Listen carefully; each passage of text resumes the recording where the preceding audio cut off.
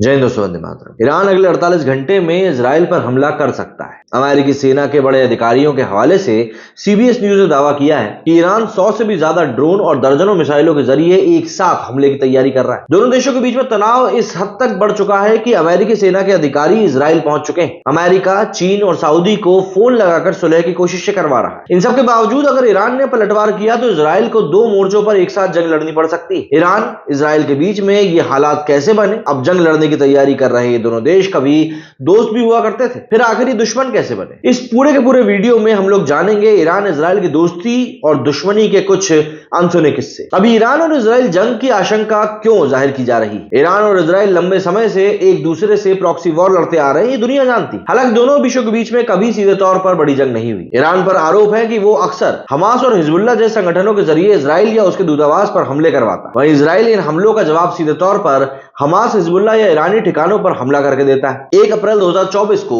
Syria में ईरानी embassy के पास में इजरायली सेना की एयर स्ट्राइक इसी प्रॉक्सी वॉर का हिस्सा थी। इसमें ईरान के 2 टॉप आर्मी कमांडर समेत 13 लोग मारे गए। इसके बाद ईरान ने इजराइल से बदला लेने की धमकी दी। साल 1948 मिडिल ईस्ट में फिलिस्तीन की जगह पर इजराइल नाम से एक नया यहूदी देश बना। मिडिल ईस्ट के ज्यादातर मुस्लिम देशों ने इजराइल को मान्यता देने से इनकार कर दिया। इस वक्त तुर्की के बाद ईरान दूसरा मुस्लिम राष्ट्र था जिसने 1948 में ही उसे देश के तौर पर अपनी एक्सेप्टेंस मतलब स्वीकार दे दी थी। कहा जाता है कि ईरान ने कभी खुलकर इजराइल से दोस्ती का इजहार नहीं किया था। सब कुछ पर्दे के पीछे ही होता था। दोनों में नजदीकियां तब और भी बढ़ गई जब एक अमेरिकी खुफिया ऑपरेशन ने इराक में अपनी कठपुतली सरकार बनवा दी। दरअसल 15 अगस्त 1953 को जब भारत अपना छठा स्वतंत्रता दिवस मना रहा था, तब अमेरिकी खुफिया एजेंसी ईरान में एक चुनी हुई सरकार को गिराने की कोशिश कर रही थी। इस काम को अंजाम दे रहा था ईरानी सेना का जनरल फजलुल्लाह जाहिदी। खुफिया एजेंसी से इस तख्तापलट की जानकारी मिलते ही ईरान के राष्ट्रपति मोहम्मद मोसादेग अलर्ट हो गए। उन्होंने सरकार के खिलाफ आंदोलन की तैयारी कर रहे दर्जनों लोगों को गिरफ्तार करने का आदेश दे दिया। जैसे ही ईरानी सेना आंदोलनकारियों को गिरफ्तार करने लगी, जनरल फजलुल्लाह जिहादी देश छोड़कर भाग गया। इस घटना के 3 दिन बाद 18 अगस्त 1953 को अमेरिकी खुफिया एजेंसी CIA की ओर से एक मैसेज ईरान में अपने ऑफिसर को भेजा गया। इसमें लिखा होता है कि ईरान के राष्ट्रपति के खिलाफ हमारा ऑपरेशन विफल रहा। अब हमें इस तरह के किसी भी ऑपरेशन से बचना होगा। ईरान में मौजूद CIA के अधिकारियों के पास अब 2 रास्ते बचे थे। एक तो ये कि वो या तो जान बचाकर वापस लौट जाएं या फिर ईरान की सरकार को गिराने के लिए अगले ऑपरेशन की तैयारी करें। ईरान में मौजूद कैरमिट रूजवेल्ट नाम के CIA के सबसे बड़े अधिकारी ने अमेरिकी सरकार के आदेश को नजरअंदाज कर दिया। वो अगले ऑपरेशन अजाक्स की तैयारी में लग गए। फॉरेन पॉलिसी की रिपोर्ट के मुताबिक अमेरिकी खुफिया एजेंसी ने 19 अगस्त को तेहरान में किराए के लोगों की भारी भीड़ जमा कर ये उग्र आंदोलनकारी देश में राजशाही को एक बार फिर से बहाल करने की मांग कर रहे थे। इन्हें वहां के शाही परिवार का समर्थन भी हासिल था। परिणाम यह हुआ कि मोहम्मद मोसादेग को ईरान के राष्ट्रपति पद से इस्तीफा देना पड़ा और चुनी हुई सरकार गिर गई। ईरान की सत्ता शाह रजा पहलवी के हाथों में आ गई और ये पहला मौका था जब अमेरिका ने किसी देश में चुनी हुई सरकार को गिरा दिया। ईरान में अमेरिका की कठपुतली सरकार के इजराइल से अच्छे संबंध थे। एक वक्त ऐसा भी था जब शाह की सत्ता के दौरान ईरान इजराइल का मेन तेल सप्लायर भी रहा, जबकि इस दौरान दूसरे अरब देश इजराइल से कोई संबंध नहीं रखते थे। मिडिल ईस्ट में इजराइल और तुर्की के बाद ईरान तीसरा ऐसा देश था जहां यहूदियों की तादाद सबसे ज्यादा थी। करीब 1 लाख यहूदी ईरान में रहा करते थे। अल जजीरा के मुताबिक दोनों के बीच में संबंध इतने अच्छे थे कि ईरान की खुफिया एजेंसी तवाक को इजरायली खुफिया एजेंसी मोसाद से ट्रेनिंग मिलती थी। फिर इन दोनों देशों में आकर दुश्मनी कहां से शुरू हुई, ये एक बड़ा सवाल है। इस सवाल का जवाब आता है साल 1989 की इस्लामिक क्रांति से। दरअसल साल 1978 में ईरान के राजा शाह रजा पहलवी ने अपने राजमहल में एक शानदार पार्टी का आयोजन। इस पार्टी में अमेरिका के उपराष्ट्रपति सिप्रो अग्नेयू के अलावा सोवियत संघ समेत कई देशों के बड़े नेता आए थे। ईरान के धार्मिक नेता अयातुल्लाह खुमैनी ने शैतानों की पार्टी कहकर इसकी आलोचना करी। शाही परिवार की इस पार्टी के खिलाफ खुमैनी ने लोगों को एकजुट करना शुरू किया। उनका मानना था कि शाह परिवार अमेरिका के हित में फैसले लेता है। खुमैनी के इशारे पर ईरान में शाह के खिलाफ एक आंदोलन शुरू। जल्द ही ईरान के आम लोग इस आंदोलन में जुड़ने लगे और इसने इस्लामिक क्रांति का रूप भी ले लिया। दिलचस्प बात यह थी कि जिस खुमैनी ने शाह परिवार के खिलाफ इतना बड़ा आंदोलन शुरू किया था वो खुद ईरान में नहीं। 1964 में ईरान को मुस्लिम राष्ट्र बनाने की मांग पर शाह ने खुमैनी को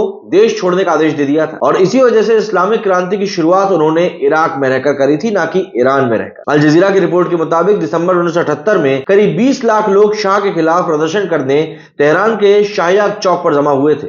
इतने लोगों को एक साथ इकट्ठा देख सेना ने उन पर कार्रवाई करने से इनकार कर दिया। नतीजा यह हुआ कि शाह रजा पहलवी देश छोड़ भागने के लिए मजबूर हो गए। अप्रैल 1989 में खुमैनी वापस देश लौटे और ईरान को इस्लामिक देश घोषित कर दिया। खुमैनी के नेतृत्व में ईरान में इस्लामिक राज्य की स्थापना हुई और शरिया कानून लागू हुआ। अयतुल्लाह रूहुल्लाह खुमैनी के नेतृत्व वाली ईरान की नई सरकार ने इजराइल के साथ सभी संबंध तोड़ दिए। देश लौटने के बाद खुमैनी ने अपनी पहली ही भाषण में इस बात को कहा था कि ईरान को अमेरिका और उसके सहयोगी देशों के खिलाफ लड़ने की जरूरत है। ये देश फिलिस्तीन में रहने वाले मुस्लिमों के खिलाफ अत्याचार करते हैं। इसके आगे खुमैनी ने कहा कि अमेरिका एक बहुत बड़ा शैतान देश है और इजराइल एक छोटा शैतान है। इस्लामिक क्रांति के बाद 1948 से दोस्त रहे दोनों देशों के लोग अब एक दूसरे की देश की यात्रा नहीं कर सकते थे। दोनों के बीच एयर रूट को बंद कर दिया गया था। तेहरान में इजरायली दूतावास को फिलिस्तीनी दूतावास में बदल दिया गया था। 22 सितंबर 1980 को इराक के तानाशाह सद्दाम हुसैन की सेना अचानक ईरान पर हमला कर देती है। शुरुआती अटैक ईरान की एयरफोर्स पर होता है और इसके बाद इराकी बटालियन की 6 टुकड़ियां ईरान की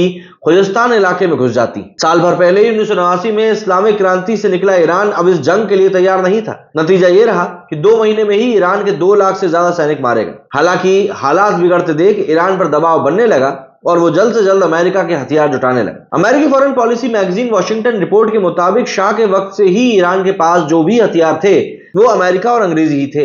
इन्हें चलाने के लिए अमेरिकी मशीनरी का ही इस्तेमाल किया जा रहा था। इस बीच अक्टूबर में ईरान ने अपना एक डेलीगेशन इजराइल भेजा जहां एक सीक्रेट डील हुई। नतीजा यह रहा कि 24 अक्टूबर 1980 को ईरान को स्कॉर्पियन टैंक और F4 फाइटर जेट्स के लिए 250 टायर मिले। इसी दौरान यूरोप से कई जहाज ईरान के चाबहार, बंदर अब्बास और बशेहर बंदरगाह आए। माना जाता है कि इन जहाजों में हेलीकॉप्टर और मिसाइल सिस्टम थे। इन जहाजों को इजराइल की हथियार कंपनियों की तरफ से भेजा गया था। दुश्मन देशों के बीच पर्दे के पीछे चल रही इस डील की भनक जल्द ही अमेरिका को भी लग गई। उस वक्त अमेरिका में डेमोक्रेट जिमी कार्टर की सरकार थी। कार्टर प्रशासन ने इजराइल को आदेश दिया कि वो ईरान को हथियार सप्लाई करना बंद करे। हालांकि चंद महीनों में अमेरिका में सरकार बदल गई। रोनाल्ड रीगन अमेरिका के राष्ट्रपति बने। अमेरिका ने इस्लामिक क्रांति के दौरान ईरान के बंधक बनाए गए अपने नागरिकों को छुड़ा तो लिया था और इसी बीच इजराइल ने रीगन प्रशासन को ईरान की मदद के लिए तैयार भी कर लिया। हालांकि किसी को इजराइल, अमेरिका और ईरान के बीच हुई इस डील की भनक तक नहीं लगने दी गई। ये तय हुआ था कि अमेरिका सीधे ईरान को हथियार न भेजकर इजराइल के रास्ते भेजे। इसका जिम्मा रॉबर्ट मैकफार्लेन नाम के एक अमेरिकी अधिकारी को सौंपा गया था। इजराइल अमेरिका के साथ ईरान की मदद तो कर रहा था लेकिन इससे वो बहुत ज्यादा सेटिस्फाइड नहीं था। वजह यह थी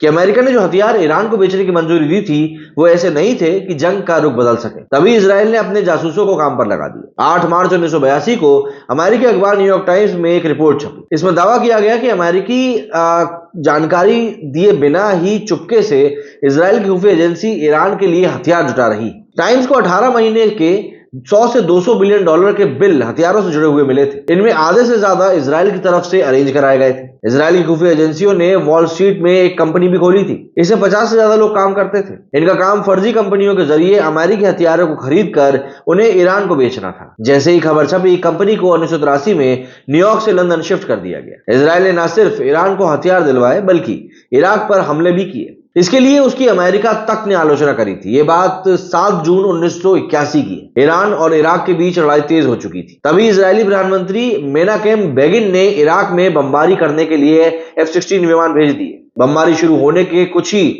लम्हों के अंदर बगदाद में एक इमारत मलबे में बदल गई। ब्रिटेन के मीडिया हाउस BBC के मुताबिक इस इमारत में इराक का परमाणु रिसर्च सेंटर था। इस वक्त इजराइल की सेना ने कहा था कि बमबारी से इराक का परमाणु जिन्न वापस बोतल में बंद हो गया, लेकिन इस हमले की अंतर्राष्ट्रीय स्तर पर आलोचना हुई। यूएन में इजराइल के इस हमले के खिलाफ प्रस्ताव लाया गया। इजराइल के दोस्त अमेरिका तक ने इस प्रस्ताव का समर्थन किया। इराक से जंग के दौरान इजराइल ने ईरान की मदद क्यों की, इसे लेकर कई थ्योरीज और किस्से हैं। इजरायली पत्रकार रोनेन बगमन के मुताबिक इसकी 2 वजह थी। 1979 की क्रांति के बाद दोनों देशों के संबंधों में खटास आ गई थी। जंग के दौरान हथियार सप्लाई कर इजराइल एक बार फिर ईरान से संबंध सुधारना चाहता था। तल अवीव यूनिवर्सिटी के डेविड मेनाशरी के मुताबिक 1980 में कोई भी इजरायली ईरान के खतरे को लेकर एक शब्द तक अपने मुंह से नहीं निकालता था। इसकी एक वजह यह भी थी जो थी इराक। इस वक्त सद्दाम हुसैन की अगुवाई में इराक ज्यादा एग्रेसिव होने लगा था। खबरें तो ये भी थी कि इराक परमाणु हथियार हासिल करने की कोशिश कर रहा है और ऐसे में इजराइल ने सद्दाम को काउंटर करने के लिए ईरान का सहारा लिया है। हालांकि इराक से जंग के बाद ईरान ने भी परमाणु हथियार हासिल करने पर काम शुरू कर दिया और इसका खुलासा 2002 में हुआ। अमेरिका ने इसका विरोध किया। अब तक इजराइल भी ईरान को खतरे के तौर पर देखने लगा था। इजरायली किसी कीमत पर यह नहीं चाहता था कि मिडिल ईस्ट में किसी देश के पास में परमाणु हथियार रहे। तब से दोनों देशों के बीच में रिश्ते खराब होते रहे और धीरे धीरे ये इतने दुश्मनी बदल गए कि आज की तारीख में प्रॉक्सी वॉर एक बहुत बड़ा मुद्दा बन चुका है। क्या कहना है आप लोगों का इस बारे में? कमेंट करके जरूर बताइएगा। मेरे इस वीडियो में फिलहाल इतना ही। जय हिंद, जय भारत।